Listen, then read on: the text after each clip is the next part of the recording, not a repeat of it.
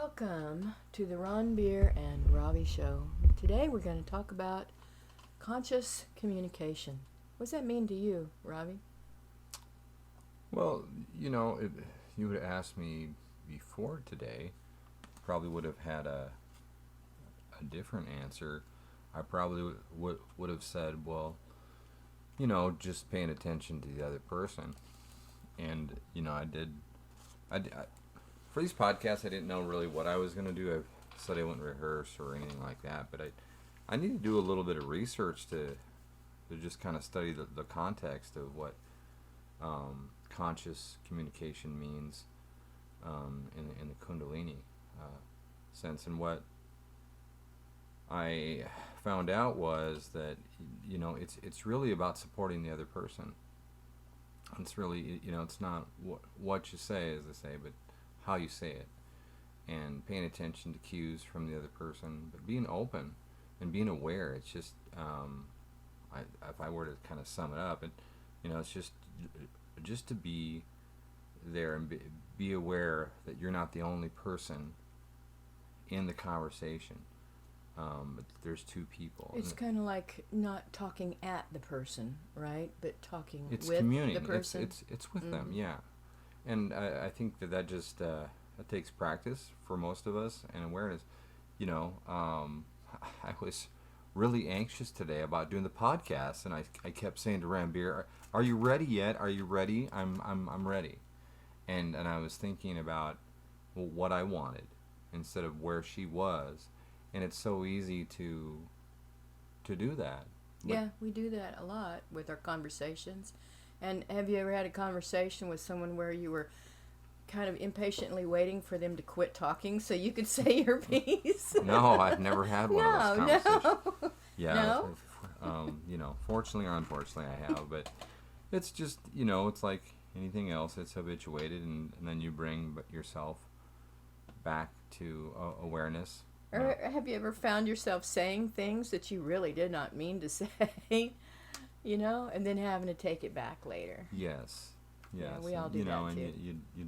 you don't want to have regrets, and you certainly don't want to say things that are slanderous or hurtful to another person. But it takes awareness, and this conscious communication thing is going to be, for me, it's going to be like a long time pursuit to be more aware of.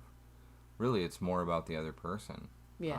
I'm finding out than myself. Well, it's a lifetime of practice too. That's the whole yogic path, is a lifetime of practice. So one of the ways you can kind of start to do a little bit of better communication is to do a self-assessment. You can ask yourself questions like, with a conscious self-assessment, we step back from ourselves and our normal flurry of activities, right? With a neutral mind, we look at what is. What do we actually do when we talk to someone? Do we lean in? Do we listen well? Or just kind of just start out by watching yourself in a conversation. How are you communicating with someone? Are you talking about yourself all the time, right? Or are you really listening? And part of the things that you can do is just be aware of these actions. Do all your words and thoughts and emotions work together to fulfill your intention with that conversation? We're talking about body language here too. If you're saying, "I really like you a lot," and your arms are crossed over your chest, are you kind of working against yourself? Kind of some mixed messages. Yeah, that's a mixed message for sure. So these are things that you can kind of do to begin to step into it. One of my favorite quotes, and I'm kind of grabbed it, that it really it just comes into play here. Yogi Bhajan said, "Creativity comes when every word is respectful. Using respectful language is the power to prosperity, is the path of ecstasy, is the life of joy." But in order to have respectful language, you have to be aware that maybe you're not being present, or you're making assumptions about a situation or a person, but and looking at the other person and just gauging where you are, if they have a look of of disrespect, if they have a look that they're offended, and but to pay attention to their cues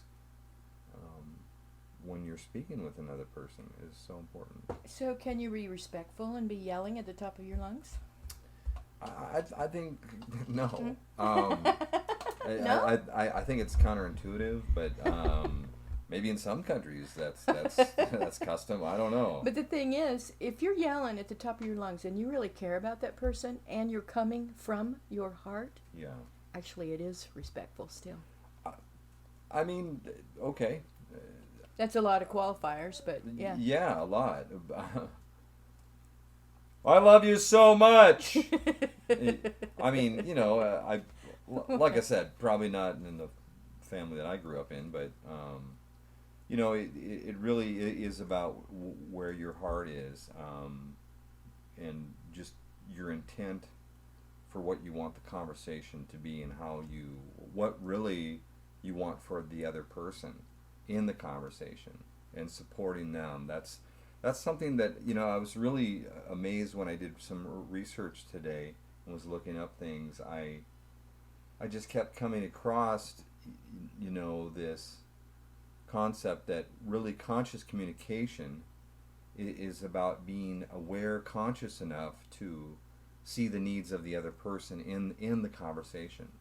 Which requires quite a lot of listening. A lot of listening well. Of listening, and that in itself to me is respectful. If you're willing to listen, then to me it's a sign to show respect. Yeah. Well, here are some of the questions that come up within the conscious communication course. There's actually a course that's a second level training that Kundalini yogis do within our Dharma, and these are some of the questions that will come up in that course. Do I allow my presence and radiance to work? What is your radiance? It's my aura. It's my projection. It's my, view of your energy field. It's my aura. It's my electromagnetic field. It's to me, it's how I view myself in the world. It's my presence. It's what I bring forth into the world.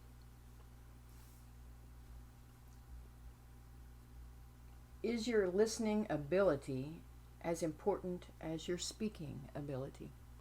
I think more. Because if you can listen and hear a person, you're opening up a line of communication. If you're just trying to speak, you're trying to get your point, and once again, you're not really looking at the support of the other person. There's basically three kinds of conversation that are the most common in human interactions. One of them is to sort of sell yourself or enlarge yourself to make yourself look grander, bigger, better, right? It's kind of a one-upmanship that you see a lot but within our culture. And another kind is to literally sell yourself, like you're selling something, a course, a product, or something. And so you're doing a lot of talking. You're not doing much listening. And the third type of conversation is when you're having a heart-to-heart with somebody. Yeah. And that feels really different, doesn't it?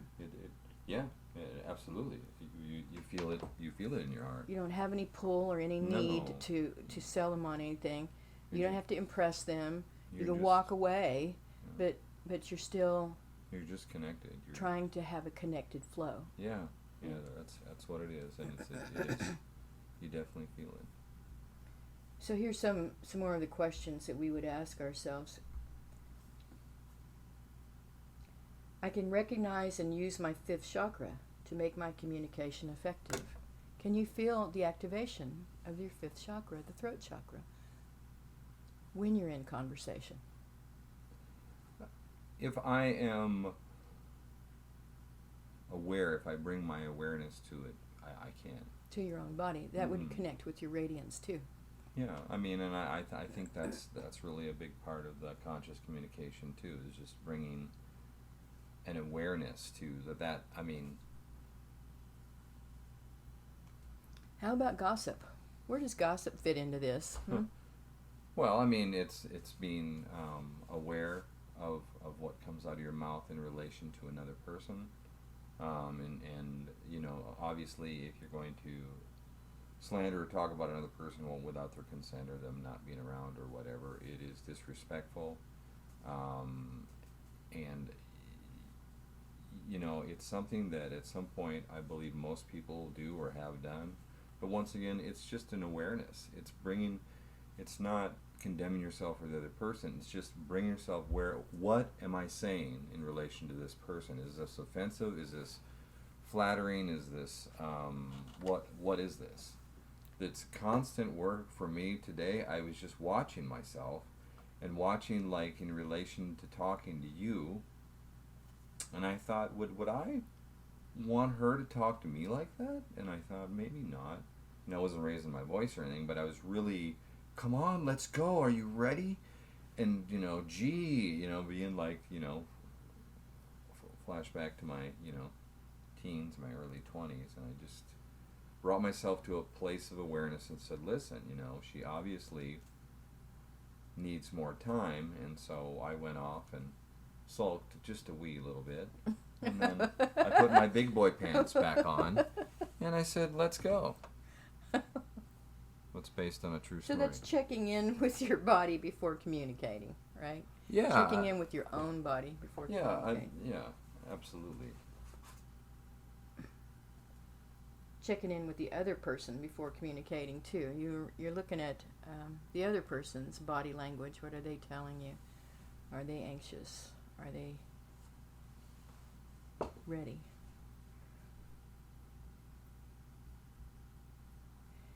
One of the other things that are talked about here is I end all communication in elevation. I love that within our teachings. Even if you have a hard conversation with someone, you're trying to tell them something that you've noticed that's going to hurt them, okay? And it's a hard conversation, and you're coming from your heart, and you're doing everything right. Sometimes it still can end badly. And we want to always be able to end each conversation with some sort of elevation, too. Like if it ends badly, then that means you've got to go back and talk to them again. Make up, make sure they're okay, that kind of thing. Well, I think it's important to understand the triggers and see the triggers and have something to go to. You know, you go to Had Hade Hadi. I go to sometimes box breathing, sometimes 1 minute breaths. That's my go-to, and I stop that elevation. It really does, but I have to be aware of what works. Yeah. When I'm right in the middle of it. Yeah, exactly. And have that plan to go forward and do the different breaths. But it takes, I mean, it takes a willingness, and it just takes practice, and you know, to catch ourselves. You know, as I said in the first podcast, we're all human. We're all really doing the best we can for where we are and the knowledge we have at the time.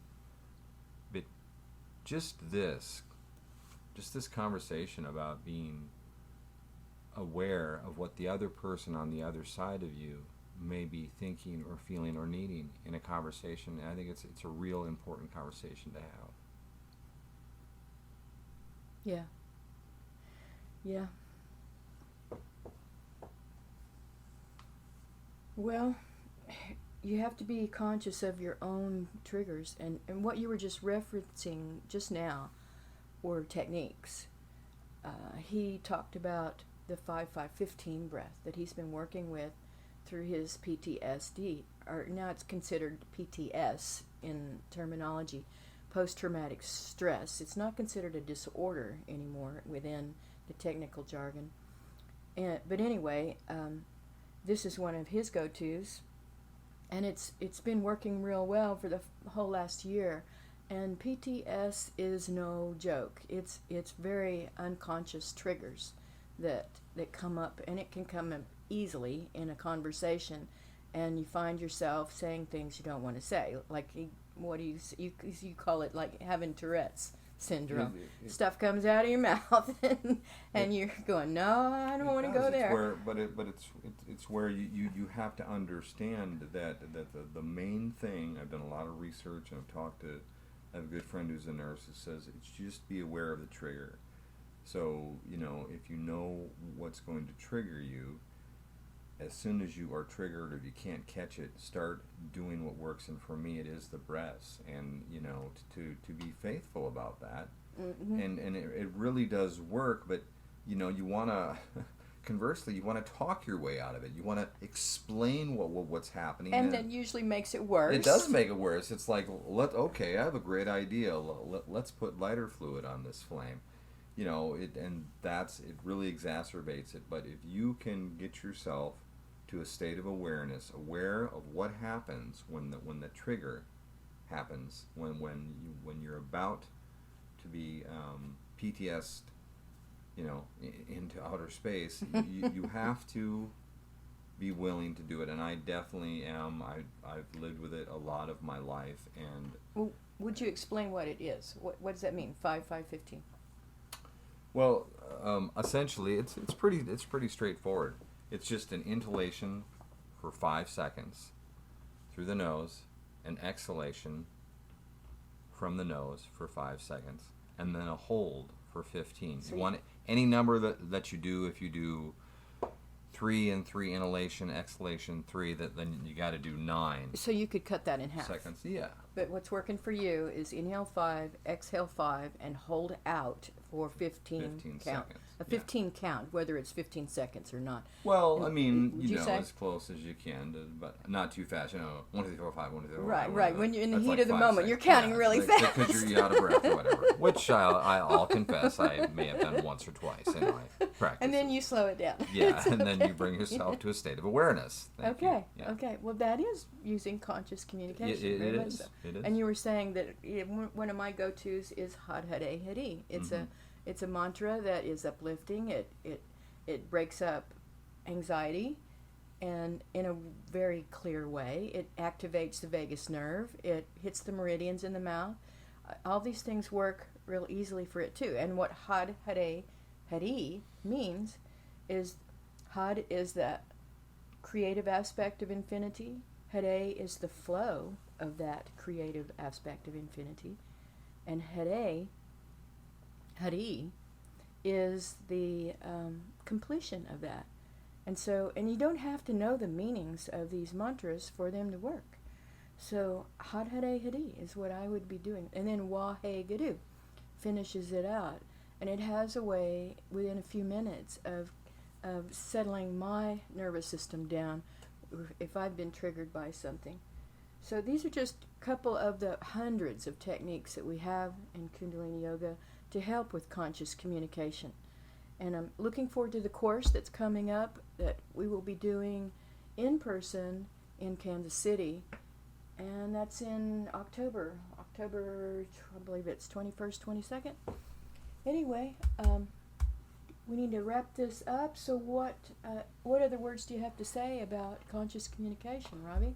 I've just learned a lot. I'm going to become more conscious of my communication with others, and in relation to them and their needs and their verbal and facial cues, and just continue to explore that, which is and just what's that, what that means. And I think this has been another good one for me personally, because some stuff has come up, and it's the work that I really do. It's the breathing that I really do, and I'm so happy to be sharing this because it really does work.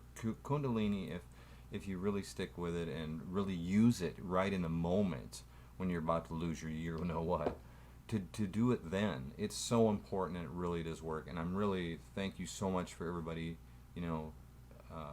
for listening to us again. Fantastic time. So Thank you so much Thank for you so tuning much. in. And Satnam and Waheguru. we will talk more about conscious communication here in the next couple of podcasts. And maybe we can have a guest here pretty soon. So we'll talk to you more like later. Peter Lots of love. Gabriel? That would be fun, yeah, wouldn't it? that'd be so We'll have to ask him, won't we? Alrighty. Well, yeah. All right, we'll talk to you later. All right. Satnam. Satnam.